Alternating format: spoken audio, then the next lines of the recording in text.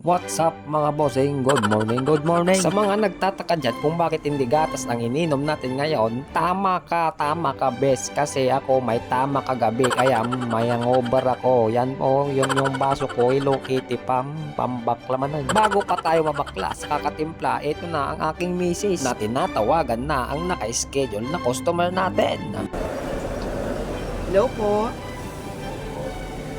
Kuya John Henry po. Sir, ngayon na po yung upholstery niyo po. Pakidala na po ngayon po. Para masukatan na po natin. Sige po. Ay, sige pa, sige pa.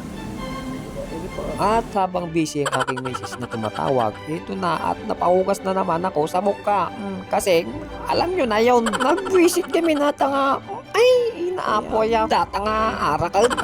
After a few years ay natapos rin ang ating Shokoy at ayan na nga, wow, so refresh. At speaking sa refresh na yan, eto na muna at refresh muna tayo na balikan ang ating ginagawang seat cover ng kotse habang wala pa ang customer nating naka-schedule ngayong araw na itet. Kasi ganyan talaga ang Shokoy natin. Ayaw niya nang nasasayang ang oras niya kasi bawat araw, bawat minuto, oras. Basta yung bawat segundo ay malaga. Yon, George. Kaya yan, malapit ko nang matapos tong ginagawa ko. Dumating na yung customer. Sino ko nito? Kasi, sino ko na rin? Sige ba, sino ko na rin? At yan na nga, kaya pala natagalan ng ating customer kasi ang alam niya, sarado tayo. Kasi nung pumunta siya dito, tulog pa kami. Nga, tatagal. Shout out sa'yo, bossing. Pasensya na. Habang nag-sketch pala ako, parang may na-imagine na naman ako. Parang jumbuckle na may tomrom. At ni duwa pa'y bes. Nya. Wala, nagsaya. At mabalik na tayo sa ating upholstery na tricycle. At yan na si Shokoy. At nagpo-tricks pa. At ayan na nga!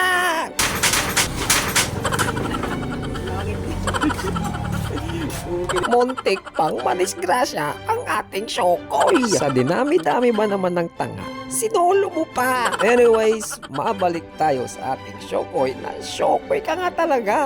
Na nagsusukat na ng tricycle para magawan na niya ng pattern. Ganyan nga pala nagsusukat ang Shokoy natin pag gumagawa siya ng mga tarapal ng tricycle, bubong ng tricycle. Una ay sinusukat niya ang tricycle kung gaano kalaki para pag naggupit siya ng leather, sakto lang yung magugupit niya para konti lang yung masasayak para makatipid siya, para may pandagdag siya pambili ng lapang bes.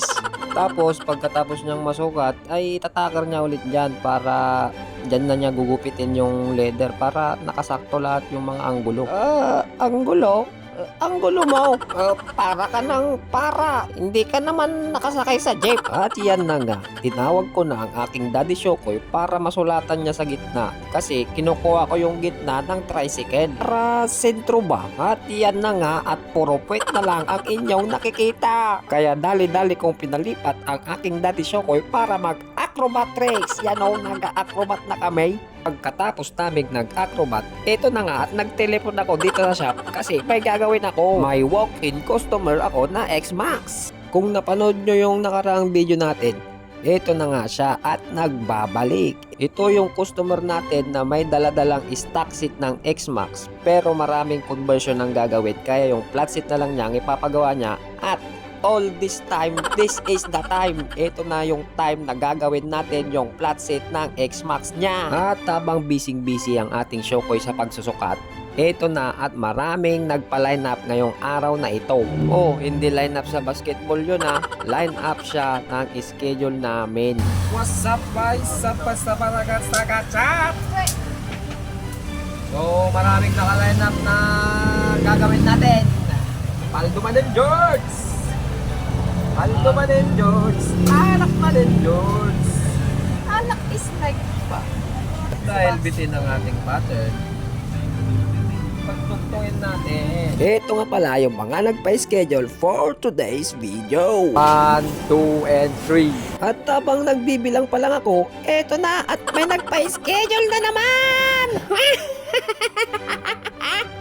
Paldo man nandiyan! At speaking sa paldo na yan, ito na at papaldo na tayo sa Rayuma kasi ulam natin munggo pang Rayuma. Ay, buti na lang merong chicken. Wow!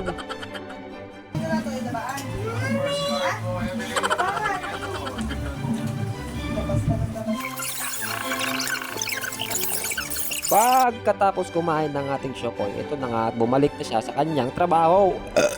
Nala, nabsog ni Shokoy, busog ang ating Shokoy sa munggo. Munggo na favorite ng mga may rayumang mata, nagtaray-taray ka. Hoy, sadot, bumangon kan, kuna nagarudan di kantan, iswam, magtaray-taray kan.